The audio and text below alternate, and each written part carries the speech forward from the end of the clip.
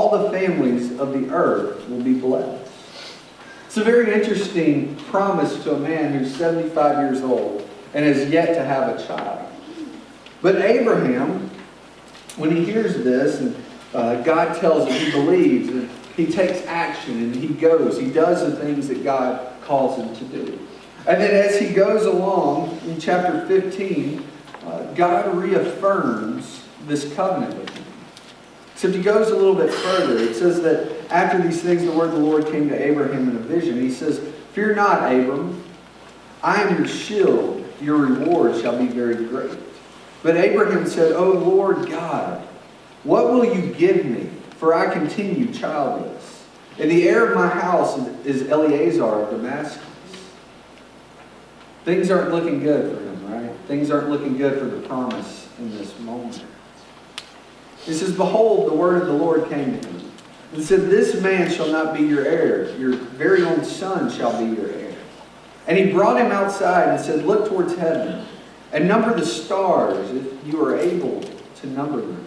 And he said to him, "So shall your offspring be." And he believed the Lord, and he counted it to him as righteousness. And he said to him, said to him, "I am the Lord who brought you out of Ur of the Chaldeans to give you this land to possess." But he said, "O Lord God, how am I to know that I shall possess it?" And he said to him, "Bring me a heifer 3 years old, a female goat 3 years old, a ram 3 years old, a turtle dove, and a young pigeon." And he brought them and cut them in half and laid them over against the other. But he did not cut the birds in half. And when the birds of prey came down on the carcasses, Abram drove them away. And as the sun was going down, a deep sleep fell on Abram. And behold, dreadful and great darkness fell upon him.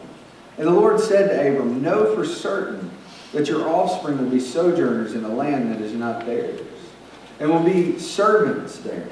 And they will be afflicted for 400 years, but I will bring great possessions. As for you, you shall go to your fathers in peace.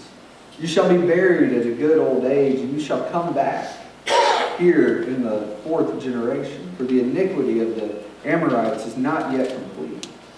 When the sun had gone down and it was dark, behold, a smoking pot and a flaming torch passed between the pieces. And on that day the Lord made a covenant with Abraham, saying, "To your offspring I give this land, from the river of Egypt to the great rivers, and the river Euphrates, and the land of the Kenites, the Kenizzites, and the Kadmonites, the Hittites, and the Perizzites, and the Rephaites, the Amorites, and the Canaanites, and the Girgashites, and the Jebusites." So it's in this moment that Abraham now has a covenant with God. That the two have gone between these animals and the smoke, and all of these things take place to signify the promise that is presented to him. That one day he will have heirs, that he will have children, that he will have great nations come from him. That his people will be so great that they will come and they will possess this great amount of land. And so Abraham hears this. And it says that it was counted to him as righteousness because he believed God. It was counted to him as righteousness because he believed God. It does not say that it was counted to him as righteousness because he believed the promise. You see, Abraham believed that this was a God, that he served a God that was big enough to bring the promise to fruition. The promise at this time does not seem to be anything that's possible. In fact, it's almost impossible. You got to think at 75 years old, he's going, this is a pretty long shot. My wife is nearly 75 as well, or 85 as well, and she's going, she's never had kids. How in the world are we going to have children?